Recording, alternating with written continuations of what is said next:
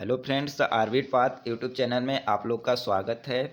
हम लोग पढ़ रहे हैं भारतीय इतिहास और भारतीय इतिहास में हम लोग पहला टॉपिक पढ़ लिए हैं सिंधु सभ्यता और जो आज सेकेंड टॉपिक है वैदिक काल। ठीक है, इसके पहले भी हम किरण बुक से पूरा हिस्ट्री समाप्त कर चुके हैं। उसका भी प्लेलिस्ट क्या है डिस्क्रिप्शन में डला हुआ है, जाकर देख लेना, देखना हो तो। और जो आज कल से स्टार्ट किए हैं भारतीय इतिहास वह है ब्लैक बुक से। तो ब्लैक बुक से पहला जो टॉपिक है सिंधु सभ्यता हम लोग क्लियर कर लिए हैं बाकायदे बढ़िया से। ठीक है, उसका भी प्लेलिस्ट डिस्क्रिप्शन में डाल दूंगा, उसको देख लेना। आज जो है वैदिक काल, तो वैदिक काल को भी समझेंगे आज अच्छे से। ठीक है, और इससे जितने भी क्वेश्चन बनने वाले हैं या जो प्रीवियस ईयर पूछे गए हैं वो सारे क्वेश्चन इसमें लाते हैं हम। 2024 तक पूरे अपडेटेड क्वेश्चन हैं इसमें। ठीक है दोस्तों, तो इससे बाहर जाने की जो क्वेश्चन की संभावना है वो बहुत कम है। ठीक है, तो आइए जानते हैं वैदिक काल के बारे में। तो वैदिक काल क्या होता है, वैदिक काल कब से शुरुआत माना जाता है। तो वैदिक काल की अगर शुरुआत माना जाए दोस्तों तो 1500 ईसा पूर्व के आसपास हुई। कब? 1500 ईसा पूर्व के आसपास क्या हुई, वैदिक काल की शुरुआत हुई। ठीक है दोस्तों, तो 1500 ईसा पूर्व के आसपास क्या हुई थी, वैदिक सभ्यता की शुरुआत हुई थी। और यह एक भारत की प्रमुख सभ्यता भी थी। ठीक है, और यह अगर शुरुआत इसका माना जाए तो यह सिंधु सभ्यता के बाद इसकी शुरुआत मानी जाती है। कब? सिंधु सभ्यता के बाद। और आर्यों के आने के साथ ही इसकी सभ्यता की शुरुआत हुई। तो आर्य कहाँ से आए थे? मध्य एशिया से आए थे। तो आर्यों के आने के साथ ही किसकी शुरुआत मानी जाती है? वैदिक सभ्यता की शुरुआत मानी जाती है और 1500 ईसा पूर्व के आसपास मानी जाती है। ठीक है, अगर वैदिक सभ्यता को देखा दोस्तों तो वैदिक सभ्यता को दो भागों में बांटा जाता है। एक ऋग वैदिक काल, क्या? एक ऋग वैदिक काल, एक उत्तर वैदिक काल। तो ऋग वैदिक काल कब से कब तक माना जाता है, उत्तर वैदिक काल कब से कब तक माना जाता है? एक ऋग वैदिक काल, एक उत्तर वैदिक काल। अगर ऋग वैदिक काल को देखा जाए, पूछा जाता है कि ऋग वैदिक काल का समय क्या था, तो बताएंगे 1500 ईसा पूर्व से 1500 ईसा पूर्व से 1000 ईसा पूर्व तक किसका माना जाता है? ऋग्वैदिक काल का। वहीं उत्तर वैदिक काल का पूछ दे तो 1000 ईसा पूर्व से कब तक माना जाता है? 600 ईसा पूर्व तक माना जाता है। कब तक? 600 ईसा पूर्व तक माना जाता है। तो जो वैदिक काल है वह सिंधु सभ्यता के बाद उसकी प्रारंभ माना जाता है। वहीं आर्यों के साथ आने के साथ ही क्या माना जाता है? वैदिक सभ्यता की शुरुआत। और वे जो आर्य थे कहाँ से आए थे? तो मध्य एशिया से आए थे। ठीक है, और इनका जो इस सभ्यता जो वैदिक सभ्यता थी यह कहाँ तक फैली थी?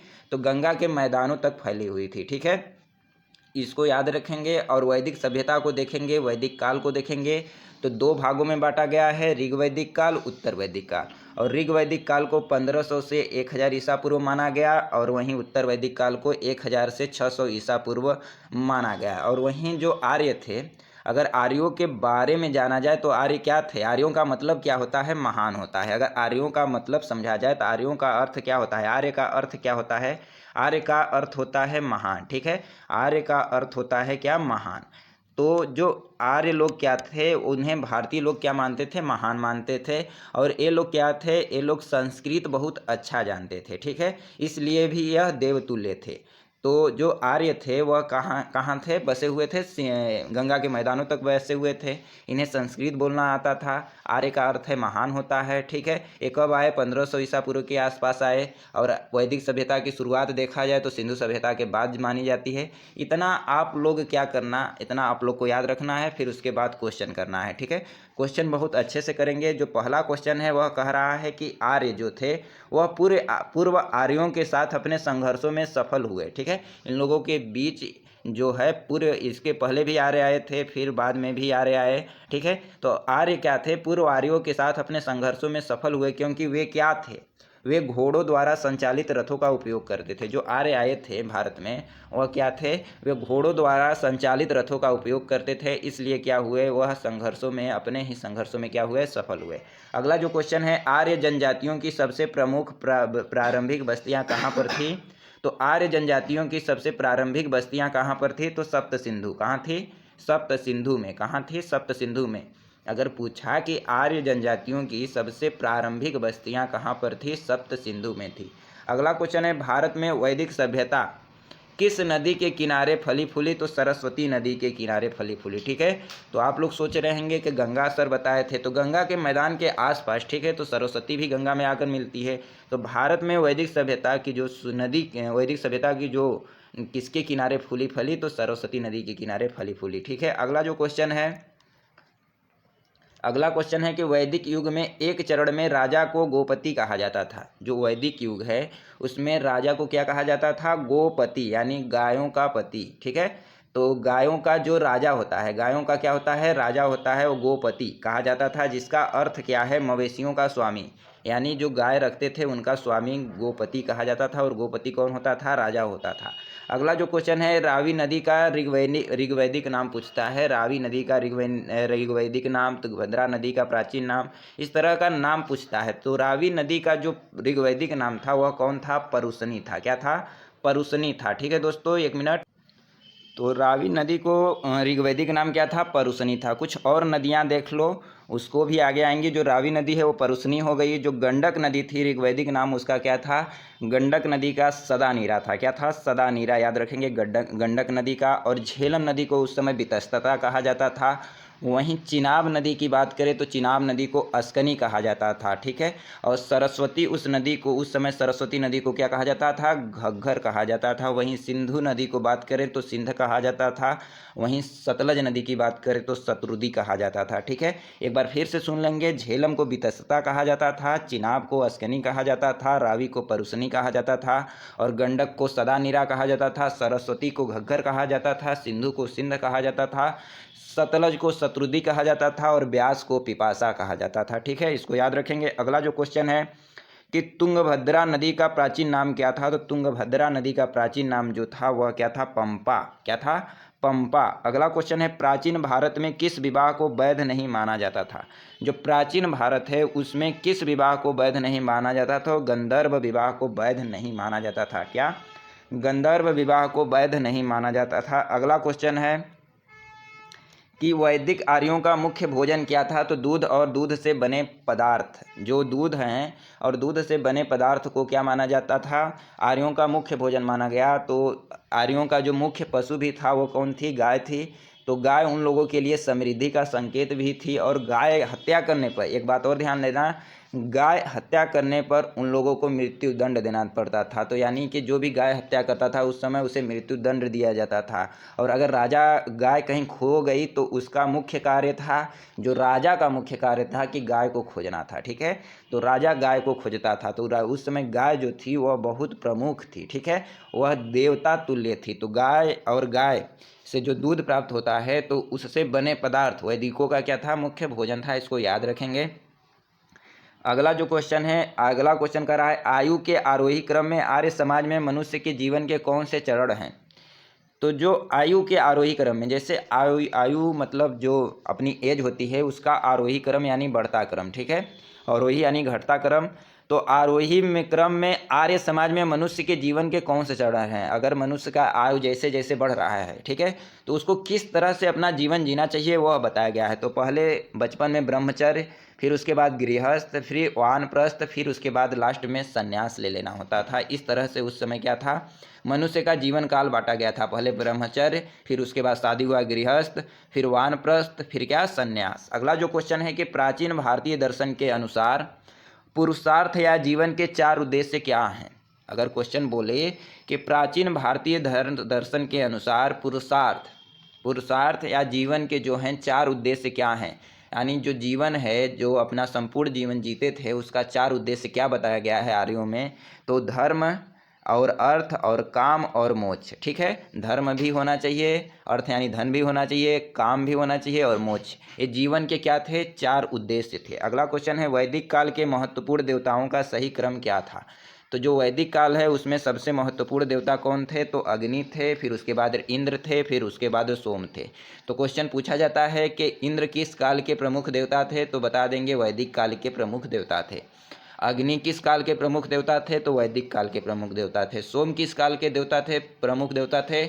तो बता देंगे वैदिक काल के प्रमुख देवता थे। क्वेश्चन पूछा जाता है इन 4 ऑप्शनों में कौन वैदिक काल के प्रमुख देवता नहीं थे, तो अग्नि, इंद्र, सोम, वरुण दे देगा, तो क्या कर देंगे, वरुण को छाड़ देंगे, ये नहीं थे। बाकी अग्नि, इंद्र, सोम, इस तरह से क्वेश्चन पूछा घुमा घुमा कर पूछता है, तो उसको याद रखेंगे। यही सब क्वेश्चन बार बार रिपीट होते हैं, इसलिए इस क्वेश्चन को हमें रटना अति आवश्यक है। अगला जो क्वेश्चन कर रहा है, जो पूर्व मीमांसा है, पूर्व मीमांसा क्या नहीं है, वेदांग नहीं है। जो पूर्व मीमांसा है, उत्तर मीमांसा है, ये सब पूर्व मीमांसा क्या नहीं है, वेदांग नहीं है। अगला जो क्वेश्चन है, वेद, उपनिषद, पुराण और धर्म सूत्र सभी किस भाषा में लिखे गए हैं, तो संस्कृत भाषा में लिखे गए हैं। जो वेद है, उपनिषद है, पुराण है और धर्म सूत्र है, सभी किस भाषा में लिखे गए हैं, तो संस्कृत भाषा में लिखे गए हैं। अगला जो क्वेश्चन है, सूरदास ने अपने लेखन में किस भाषा का प्रयोग किया है, तो ब्रज भाषा का प्रयोग किया है। जो सूरदास जी थे वह अपने जो लेखन में किस भाषा का प्रयोग किए, तो ब्रज भाषा का प्रयोग किए। ठीक है, याद रखेंगे। सूरदास को सभी लोग जानते होंगे। सूरदास जो जी थे अपने लेखन में, जो अपनी लेखनी थी जो लिखे, उसमें किस भाषा का प्रयोग किया, तो ब्रज भाषा का पूछा जाता है। अगला क्वेश्चन है, आर्यों द्वारा किस शिल्प कौशल का अभ्यास नहीं किया गया था, तो जो आर्य थे वह किस शिल्प कला को नहीं जानते थे, तो लोहार वाला काम वो लोग नहीं जानते थे। ठीक है, जो लोहार काम करता है, जैसे लोहा से कुछ बनाना वगैरह, वो काम वो लोग आर्य नहीं जानते थे, उसका उन्हें ज्ञान नहीं था। ठीक है दोस्तों, अगला जो क्वेश्चन है, किस ऋषि के बारे में कहा जाता है कि उन्होंने दक्षिण भारत का आर्यीकरण किया, तो किस ऋषि के बारे में कहा जाता है कि जो दक्षिण भारत था, हमारा जो भारत है, उत्तर भारत, दक्षिण भारत, पूर्वी भारत, पश्चिमी भारत, तो उत्तर भारत, दक्षिण भारत, तो दक्षिण नीचे आ जाएगा। जैसे ऊपर हो गया उत्तर, ठीक है, और नीचे हो गया दक्षिण, इधर हो गया पूरब, इधर हो गया पश्चिम। ठीक है, तो जो हमारा भारत है मान लीजिए, तो ऐसे बना हुआ है। ठीक है, ऐसे करके ऐसे बना हुआ है। ठीक है, एक मिनट फिर से देख लेते हैं। जो हमारा भारत है, एक व्यू बना देते हैं आपको। ठीक है, ये हमारा भारत हुआ। ठीक है, तो ऊपर हो गया उत्तर, नीचे हो गया दक्षिण। ठीक है, ये उत्तर है, ये नीचे दक्षिण है, और इधर पूरब है, और इधर क्या है, पश्चिम है। तो जो क्वेश्चन बोल रहा है वह बोल रहा है कि किस ऋषि के बारे में कहा जाता है कि उन्होंने दक्षिण भारत का आर्यीकरण किया, यानी नीचे वाले भाग का। तो नीचे वाले भाग का आर्यीकरण किया किस ऋषि के बारे में कहा जाता है, तो अगस्त्य ऋषि ने दक्षिण भारत का आर्यीकरण किया, यानी दक्षिण भारत में आर्यों की संख्या बढ़ाई, वहाँ लोगों को उसकी विशेषता बताई, सभी काम किए, यानी आर्यीकरण किया। ठीक है, अगला जो क्वेश्चन है उसको देखेंगे ध्यान से। क्या कह रहा है, जनजातीय मुखिया के चुनाव में सामान्यतः कौन सी जनजातीय सभाएं सम्मिलित होती थी, तो समिति कौन थी, तो समिति। जनजातीय मुखिया के चुनाव में सामान्यतः कौन सी जनजातीय सभाएं में सम्मिलित होती थी, तो समिति होती थी।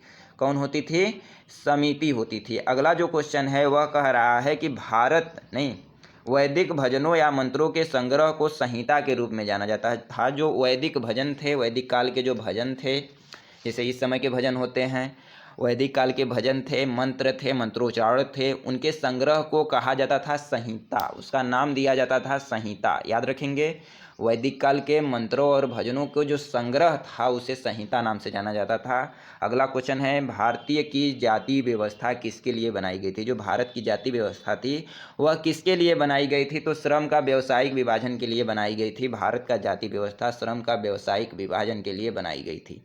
अगला क्वेश्चन है, प्राचीन भारत में लोगों को कितने वर्णों में विभाजित किया गया था। तो जो प्राचीन भारत था उसमें लोगों को कितने वर्णों में विभाजित किया गया था, तो 4 वर्णों में विभाजित किया था। 4 वर्णों में विभाजित किया था प्राचीन भारत के लोगों को, ब्राह्मण, क्षत्रिय, वैश्य और शूद्र। याद रखेंगे 4 वर्ण में कौन कौन थे।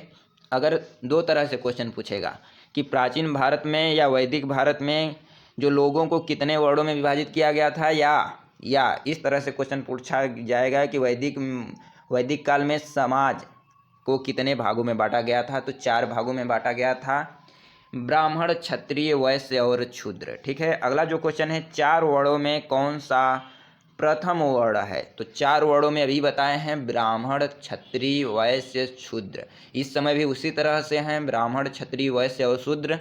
तो सबसे उच्च जो कोटि का था वह कौन था, ब्राह्मण था, यानी पहला वर्ण जो था वह ब्राह्मण था, उस समय भी आज भी है। ठीक है, अगला क्वेश्चन है, वैदिक लोगों द्वारा सर्वप्रथम किस धातु का प्रयोग किया गया था, तो तांबा का प्रयोग किया गया था। याद रखेंगे, क्वेश्चन कई बार पूछा गया है। वैदिक काल में लोगों द्वारा, जो वैदिक काल के द्वारा क्या है, लोगों द्वारा सर्वप्रथम प्रयोग की जाने वाली धातु कौन सी थी, तो तांबा थी। ठीक है। अगला क्वेश्चन है जौ तंबाकू। जौ तंबाकू फसल के बारे में वैदिक लोगों को पता नहीं था, यानी उस समय जौ तंबाकू पैदा नहीं किए जाते थे, यानी पता नहीं था तो पैदा नहीं किए जाते थे, यानी किसी के पास था ही नहीं। तो जौ तंबाकू उस समय किसी के पास नहीं था, यानी पैदा नहीं किए जाते थे, यानी लोगों को पता नहीं था। ठीक है। अगला जो क्वेश्चन है वह कह रहा है वैदिक काल में राजा लोगों से जो कर वसूल करते थे उसे बलि कहा जाता था। और इस समय बलि किसे कहा जाता है, जैसे किसी को काट दिए, बलि दे दिए, बलि यानी किसी को मृत्यु दंड दे दिए किसी देवी देवता के समक्ष। ठीक है। तो बलि इस समय कहा जाता है। लेकिन उस समय किसे बलि कहा जाता था, जो कर वसूल करते थे राजा, जो राजा कर वसूल करते थे उसे बलि कहा जाता था, क्योंकि बलि के समान ही तो कर होता है भाई। अगर गरीबों से कर वसूला जा रहा है 60% 70%, तो क्या है, उसके मृत्यु के समान ही है। तो ऐसे याद रख लेंगे कि वैदिक काल में जो कर वसूला जाता था उसे क्या कहा जाता था, बलि कहा जाता था। अगला जो क्वेश्चन है वेद शब्द का क्या अर्थ है। अगर वेद का अर्थ जाने तो वेद का अर्थ होता है ज्ञान। अगर वेद का अर्थ को समझे तो वेद का अर्थ है ज्ञान। यानी हमारे पास जो 4 वेद हैं, ऋग्वेद, सामवेद, यजुर्वेद, अथर्ववेद, ये 4 वेद हैं हमारे पास। अगर उनको पढ़ लेते हैं तो हम ज्ञानी हो जाते हैं। तो वेद का अर्थ ही है क्या, ज्ञान। ऐसे याद रख लो। अगला क्वेश्चन है यज्ञ के सूत्र किस वेद में हैं। अगर यज्ञ के बात की जाए, यज्ञ के सूत्र यजुर्वेद में हैं। यज्ञ के सूत्र किसमें हैं, तो यजुर्वेद में हैं। ठीक है दोस्तों। तो यज्ञ के जो सूत्र हैं यजुर्वेद में हैं। ठीक है। और क्या क्या है यजुर्वेद में, कर्म कांड की चर्चा भी है, युद्ध की चर्चा भी किसमें है, यजुर्वेद में है। युद्ध की चर्चा, यज्ञ की चर्चा, कर्म कांड की चर्चा सब किसमें है, यजुर्वेद में है। और पहला जो है ऋग्वेद है। ऋग्वेद में अगर बात की जाए तो सबसे प्राचीन ग्रंथ भी क्या माना जाता है, सबसे प्राचीन वेद क्या माना जाता है, ऋग्वेद। ठीक है। सबसे प्राचीन वेद भी क्या माना जाता है, ऋग्वेद माना जाता है। इसमें जैसे गायत्री मंत्र वगैरह हो गया, ठीक है, उस तरह की चर्चाएं इसमें किसमें है, तो ऋग्वेद में है। अगर सामवेद की बात करें तो संगीत के साथ स्वर की चर्चा किसमें है, सामवेद में है। साम का मतलब ही संगीत होता है, तो सामवेद में संगीत की चर्चा हो गई। अगर वहीं अथर्ववेद की बात करें तो अथर्ववेद में अगर बात की जाए तो अथर्ववेद में जादू टोना की और क्या वशीकरण की चर्चा है। ठीक है दोस्तों। तो याद रखेंगे यज्ञ की चर्चा जो है यजुर्वेद में है, यज्ञ की हो गई, कर्मकांड की हो गई। ठीक है। इसकी जो चर्चा है वो किस में है, यजुर्वेद में है। वहीं सामवेद में, साम मतलब गाना, तो सामवेद में किसकी चर्चा है, तो संगीत की चर्चा है। वहीं ऋग्वेद की बात करें तो ऋग्वेद में जैसे मंत्र वगैरह की चर्चा किसमें है, ऋग्वेद में है। वहीं अगर अथर्ववेद की बात करें तो उसमें जादू टोना, वशीकरण, भूत भता, ठीक है, ये सब की चर्चा किसमें है, अथर्ववेद में है। अगला जो क्वेश्चन है वह कहता है कि भारतीय संगीत की उत्पत्ति का पता किस वैदिक संहिता से चलता है, तो संगीत के 7 स्वर, संगीत का जो अध्ययन है वह किसमें है, सामवेद में है। अगला क्वेश्चन बोल रहा है चारों वेदों में सबसे प्राचीन वेद कौन सा है, ऋग्वेद है। ये सब क्वेश्चन अभी बताए हैं, अभी आ भी रहा है। ठीक है। तो हमारी जो बात है उसको ध्यान से सुना करो, ताकि आगे जो क्वेश्चन करोगे बहुत मजा आएगा। तो चारों वेदों में सबसे प्राचीन वेद कौन सा है, ऋग्वेद है। अगला क्वेश्चन कर रहा है कौन सा वेद प्रारंभिक वैदिक युग के सभ्यता के बारे में जानकारी प्रदान करता है, तो ऋग्वेद। अगला शब्द कर रहा है रुद्र शब्द का प्रारंभिक स्रोत किस वेद को माना जाता है, तो रुद्र शब्द पूछे, ये क्वेश्चन है, इम्पोर्टेंट है। ठीक है। तो रुद्र शब्द का प्रारंभिक स्रोत किस वेद को कहा जाता है, तो ऋग्वेद को कहा जाता है। अगला क्वेश्चन कह रहा है ऋग्वेद के सबसे प्रमुख देवता कौन थे, तो ऋग्वेद के सबसे प्रमुख देवता की बात करें तो वो इंद्र थे। अगला क्वेश्चन है ऋग्वेद का कौन सा मंडल पूरी तरह से सोम को समर्पित है, तो 9वां मंडल। तो 9वां मंडल क्या है, पूरी तरह सोम को समर्पित है। कौन सा मंडल, 9वां मंडल क्या है, पूरी तरह सोम को समर्पित है। ठीक है दोस्तों। अगला जो क्वेश्चन है वह कह रहा है मनुस्मृति जिस विषय से संबंधित है वह किससे है, तो मनुस्मृति जिस विषय से संबंधित है वह क्या है, कानून है। तो मनुस्मृति की बात करें तो किससे संबंधित है, जिस विषय से संबंधित है वह कौन है, कानून है। अगला जो क्वेश्चन है उपनिषद क्या है, तो उपनिषद हिंदू दर्शन का स्रोत है। अगर बात करी जाए उपनिषद की, तो उपनिषद क्या है, हिंदू दर्शन का स्रोत है। और कुल उपनिषद की बात करें तो 108 उपनिषद हैं। कितने हैं? 108 उपनिषद हैं। और उसी में बोला जाए कि मान्यता प्राप्त उपनिषद कौन है, तो मान्यता प्राप्त उपनिषद 13 हैं केवल। कितने हैं? 13। कुल उपनिषद 108 हैं और मान्यता प्राप्त उपनिषद 13 हैं। उपनिषद क्या है? हिंदू दर्शन का स्रोत है। ठीक है, तो इसका अर्थ क्या होता है उपनिषद का? गुरु के समीप बैठकर ज्ञान प्राप्त करना, यही इसका अर्थ होता है। यह क्या है? यह ब्राह्मणों के विरुद्ध राजपूतों की एक प्रक्रिया मानी जाती है। यानी जो राजपूत थे वह ब्राह्मणों के विरुद्ध एक प्रक्रिया करते थे, उसे उपनिषद कहा गया। और गुरु के समीप बैठकर वो ज्ञान प्राप्त करते थे, यही उसका अर्थ है। कुल जो उपनिषद हैं वो 108 हैं। अगर मुख्य मान्यता प्राप्त कहे तो 13 हैं। और उसी में बात करें, एक क्वेश्चन बहुत बार पूछा है, बहुत बार क्वेश्चन में आया है, मुंडकोपनिषद का जो मुंडकोपनिषद है उसका संबंध किससे है? मुंडकोपनिषद में किसकी चर्चा है? तो सत्यमेव जयते की चर्चा है मुंडकोपनिषद में। ये बहुत बार क्वेश्चन पूछा है मुंडकोपनिषद का। तो सत्यमेव जयते की चर्चा किसमें है? मुंडकोपनिषद में है। अगर वहीं कठोपनिषद की बात करें तो कठोपनिषद में क्या है? यम तथा नचिकेता की चर्चा है। इसमें ओम शब्द के महत्व को दर्शाया गया है। किसमें? कठोपनिषद में यम तथा नचिकेता की चर्चा, वहीं ओम शब्द का महत्व को दर्शाया गया है। तो किसमें दर्शाया गया है? कठोपनिषद में। ठीक है, इतना याद रखेंगे। आगे क्वेश्चन करेंगे। आगे क्वेश्चन क्या कर रहा है? उपनिषद शब्द का शाब्दिक अर्थ क्या है? श्रद्धा पूर्वक पास बैठना। ठीक है, तो वहीं बताया है गुरु के समीप बैठकर ज्ञान प्राप्त करना या श्रद्धा पूर्वक समीप बैठना किसका अर्थ है? तो उपनिषद का अर्थ है। अगला क्वेश्चन फिर से आ गया, वहीं सत्यमेव जयते शब्द किस उपनिषद से लिया गया है? Question very very very important लगा लो, ये याद ही होना चाहिए। मुंडकोपनिषद से लिया गया है सत्यमेव जयते। अगला क्वेश्चन है, वैदिक गणित का सबसे महत्वपूर्ण पाठ क्या है? तो 16वां सूत्र है। अगर वैदिक गणित का सबसे महत्वपूर्ण पाठ पूछे तो 16वां सूत्र है। क्या है? 16वां सूत्र।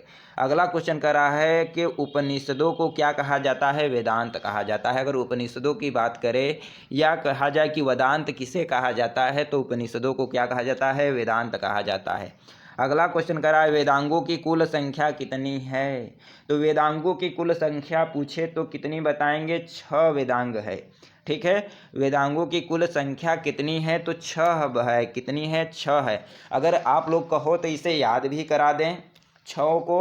वेदांगों की कुल संख्या 6 है। और इसका जो ट्रिक है 6 का याद करने का, ट्रिक लिख लो अपने कॉपी में। वेदांग 6 हैं, इसका ट्रिक है ब्याजो, लिख लेना, ब्याजो निसी। क्या? ब्याजो निसी, एक है कच्छ। ब्याजो निसी कच्छ इसका सूत्र है। ब्याजो निसी कच्छ लिख लो, ब्याजो निसी कच्छ। ये क्या है? वेदांग है। तो इसको कैसे देखेंगे? क्या 6 है? ब्या से व्याकरण हो गया, ब्या से व्याकरण हो गया। ठीक है, और ज से क्या हो गया? ज्योतिष, ज से ज्योतिष। लिख रहे हो? लिख लेना, ब्या से व्याकरण, ज से ज्योतिष, नी से निरुक्त। ठीक है दोस्तों, नी से निरुक्त लिख लेंगे, नी से निरुक्त। और स से क्या होता है? सी से शिक्षा, सी से शिक्षा, सी से शिक्षा। और क से क्या होता है? कल्प, क से कल्प। एक मिनट दोस्तों, क से कल्प, क से कल्प। ठीक है, और छ से क्या होता है? छंद, छ से छंद। तो क्या हो गया?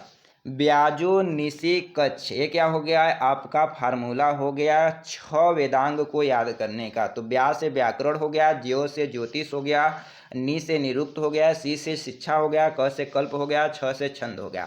एक बार फिर से बोलेंगे, व्याकरण, ज्योतिष, निरुक्त, शिक्षा, कल्प, छंद। ठीक है, इसको लिख लेना और याद कर लेना। अगला क्वेश्चन जो है वह करा है वेदांगों के संदर्भ में। ठीक है, कल्प अनुष्ठान को दर्शाता है जो वेदांग हैं। ठीक है, अगर वेदांग जो हैं वह किसको दर्शाता है? कल्प को दर्शाता है। वेदांग के संदर्भ में क्या है? कल्प अनुष्ठान को दर्शाया गया है वेदांग के संदर्भ में। अगला जो क्वेश्चन है, अगला क्वेश्चन बोलता है कि किस वैदिक ग्रंथ में पहली बार पूर्वी और पश्चिमी समुद्रों का उल्लेख मिलता है? तो शतपथ ब्राह्मण में। तो शतपथ ब्राह्मण में क्या मिलता है? पहली बार पूर्वी और पश्चिमी समुद्रों का उल्लेख मिलता है। अगला क्वेश्चन कर रहा है, कौन सा वेद वेद त्रयी का हिस्सा नहीं है? तो अथर्ववेद। तो 3 वेद ऋग्वेद, सामवेद, यजुर्वेद, वेद त्रयी में आते हैं। और जो अथर्ववेद है जिसमें जादू टोना वशीकरण का उल्लेख है वह वेद त्रयी में नहीं आता है, क्योंकि यह बाद में जोड़ा गया वेद में। ठीक है, तो सबसे पहले जो वेद थे वे 3 ही थे, ऋग्वेद, सामवेद और क्या थे, यजुर्वेद। तो इसे वेद त्रयी कहा जाता है। 3 वेद हैं इसलिए वेद त्रयी कहा जाता है। जो चौथा वेद है वो अथर्ववेद है और यह क्या है, वेद त्रयी में शामिल नहीं है। अगला जो क्वेश्चन है, किस वेद में जादुई माया और मंत्र दिए गए हैं, तो अथर्ववेद में दिए गए हैं। अगला क्वेश्चन है, नचिकेता और यम के बीच प्रसिद्ध संवाद का उल्लेख किस उपनिषद में मिलता है, तो कठोपनिषद में। इसको पहले ही बता चुके हैं, इसलिए हम कहते हैं मेरी बातों को ध्यान से सुनो। ठीक है, कठोपनिषद में क्या है, यम तथा नचिकेता का चर्चा है और ओम शब्द के महत्व को भी दर्शाया गया है कठोपनिषद में। वहीं मुंडकोपनिषद की बात करें तो सत्यमेव जयते की बात की गई है मुंडकोपनिषद में। अगला जो क्वेश्चन है वह कह रहा है, हिंदू पौराणिक कथाओं के संदर्भ में कौन सा भगवान विष्णु के 10 अवतारों के एक नहीं है, 10 अवतारों में से एक नहीं है, यानी जो भगवान विष्णु के 10 अवतार माने जाते हैं। अगर आप लोग हिंदू हैं और हिंदू की जो बुक है उसको पढ़ते हैं या उनकी कथाएं सुनते हैं तो आपको मालूम होगा, जो विष्णु थे, भगवान विष्णु थे, उन्होंने 10 अवतार लिया था। कितने लिया था, 10 अवतार लिया था, जिसमें बोल रहा है उसमें से एक जो है क्या, गरुड़ अवतार उनका जो है वह विष्णु का अवतार नहीं है। ठीक है, बाकी 10 अवतारों के बारे में आप लोग गूगल पे सर्च कर लेना। ठीक है, अगला क्वेश्चन है, वैशेषिक दर्शन के प्रतिपादक कौन है, तो वैशेषिक दर्शन यानी जिसे दर्शन कहा जाता है के प्रतिपादक बोले तो कणाद थे। कौन थे, कणाद थे। तो दर्शन जो हैं, तो दर्शन के बारे में अगर बात कर दी जाए तो दर्शन में जो वैशेषिक दर्शन है, क्या है, वैशेषिक दर्शन है, और उसमें भी कहा जाए कि वैशेषिक दर्शन के प्रतिपादक कौन थे, तो कणाद थे। कौन थे, कणाद थे। अगला जो क्वेश्चन है वह कह रहा है, तोलक्कापियर, तोलक्कापियर किस भाषा में की एक प्रसिद्ध प्राचीन व्याकरणविद हैं। जो तोलक्कापियर एक क्या हैं, व्याकरणविद हैं, तो किस भाषा के हैं, तो तमिल भाषा के हैं। कौन है, तमिल भाषा। तोलक्कापियर तामिल, त से मिल रहा है तामिल, तोलक्कापियर। ठीक है, तो त से तामिल, त से तोलक्कापियर याद रखेंगे। किस भाषा के प्रसिद्ध प्राचीन व्याकरणविद हैं, तो किस भाषा के हैं, तमिल।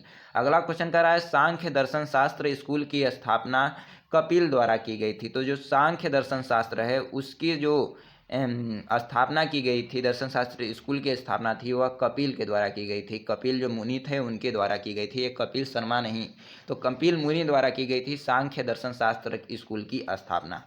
अगला जो क्वेश्चन कह रहा है, कामसूत्र मूल रूप से 3री शताब्दी में भारतीय ऋषि वात्स्यायन द्वारा संकलित किया गया था, जो उत्तरी भारत में रहते थे। तो कामसूत्र मूल रूप से 3री शताब्दी में किया गया था और वो भारतीय ऋषि किसके द्वारा किया गया था, वात्स्यायन द्वारा किया गया था। और वे कहाँ के रहते थे, कहाँ रहते थे, तो उत्तरी भारत में। उत्तरी भारत कहाँ बताए हैं, ऊपर बताए हैं। ठीक है दोस्तों, उत्तरी भारत कहाँ बताए हैं, ऊपर बताए हैं।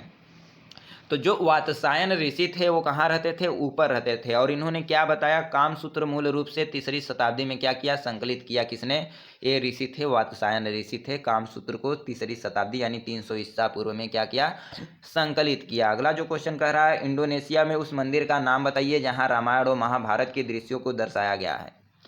तो इंडोनेशिया अपना देश नहीं है, अपने देश के नीचे और देखेंगे जैसे ऑस्ट्रेलिया जो महाद्वीप है, जैसे यहाँ पर हो गया एशिया, ठीक है, ये यूरोप हो गया, यहाँ दक्षिण अफ्रीका, ये अफ्रीका हो गया, और यहाँ पर क्या है, ऑस्ट्रेलिया है। तो इसके ऊपर देखेंगे तो इंडोनेशिया है, एक देश आता है। ठीक है, इंडोनेशिया देश है। तो इंडोनेशिया में उस मंदिर का नाम बताइए जहाँ रामायण और महाभारत के दृश्यों को दर्शाया गया है। तो इंडोनेशिया में भी एक ऐसा मंदिर है जहाँ रामायण और महाभारत के दृश्यों को दर्शाया गया है। क्वेश्चन पूछा जाता है, बोरोबुदुर, क्या है, बोरोबुदुर। ठीक है, तो बोरोबुदुर कहाँ का स्थान का नाम है, तो इंडोनेशिया के स्थान का नाम है, जहाँ इस मंदिर में रामायण और महाभारत के दृश्यों को सविस्तार दर्शाया गया है। ठीक है, अगला क्वेश्चन है, वैदिक भारत में अश्वमेघ, जो वैदिक भारत है उसमें आर्य लोग क्या करते थे, जैसे जो राम थे, हमारे जो आर्य माने जाते हैं राम, ठीक है, रामायण जो हम लोग देखते हैं, ठीक है, तो जो राम थे, रामायण में राम थे, वह क्या किए थे, जो लास्ट में अश्वमेघ यज्ञ किए थे। ठीक है, तो वहीं बोल रहा है वैदिक भारत में अश्वमेघ अनुष्ठान किस जानवर का संबंध था। तो जो रामायण पूरा देखा होगा उसमें लास्ट में देखेंगे जो रामायण थे वह अश्वमेघ यज्ञ किए थे। तो अश्वमेघ में यज्ञ में क्या छोड़ा जाता था, घोड़ा छोड़ा जाता था, और घोड़ा को जिसने भी पकड़ लिया यानी कि वह क्या कर रहा है, उस जो राजा है जिसने घोड़ा छोड़ा है उससे युद्ध की चुनौती दे रहा है, यानी उससे युद्ध करना चाहता है। और यह किसका प्रतीक माना जाता था कि हमारे से बलशाली इस दुनिया में कोई नहीं है। अगर घोड़ा मतलब घूम कर सही सही पूरा देश घूम कर आ जाए तो यानी इसको माना जाता था कि हमारे से बलशाली कोई नहीं है। ठीक है, अगर किसी ने घोड़ा पकड़ लिया तो माना जाता था कि हम आपसे बलशाली हैं, तो यानी वह उससे युद्ध करके जीतना होता था। तो जो रामायण है उसमें लास्ट में देखेंगे, रामायण के लास्ट में, तो राम ने क्या किया था, अश्वमेध यज्ञ किया था। और उन्होंने क्या छोड़ा, घोड़ा छोड़ा, जिसे लवकुश उनके ही पुत्र ने क्या कर लिया था, बांध दिया था, और उसके बाद पूरा लवकुश कांड हुआ। ठीक है, तो आप लोग रामायण भी देखना होगा, तो देखना बहुत अच्छा है। ठीक है, तो आज के लिए बस इतना ही दोस्तों। अगला जो हमारा टॉपिक होगा वो होगा बौद्ध धर्म और जैन धर्म। ठीक है, तो बौद्ध धर्म और जैन धर्म से भी क्वेश्चन बहुत आते हैं इतिहास में। ये ऐसे टॉपिक आप लोगों को पढ़ा रहे हैं, ऐसे क्वेश्चन लेकर आ रहे हैं, और इतना क्वेश्चन आपको ले आ रहे हैं, पर्याप्त है कि आपको ये पढ़कर ये नहीं अनुभव होगा कि हमने पूरा नहीं पढ़ा। क्वेश्चन आएगा पेपर में, आप लोग जरूर करके आओगे, ये मेरा विश्वास है। ठीक है दोस्तों, तो आज के लिए बस इतना ही। धन्यवाद। अगर वीडियो को लाइक, सब्सक्राइब और शेयर नहीं किए हो तो कर देना। ठीक है, और नीचे टेलीग्राम का लिंक होगा, उसे ज्वाइन कर लेना। जितने भी PDF होंगे सारे वहाँ पर मिल जाएंगे। ठीक है दोस्तों, तो धन्यवाद।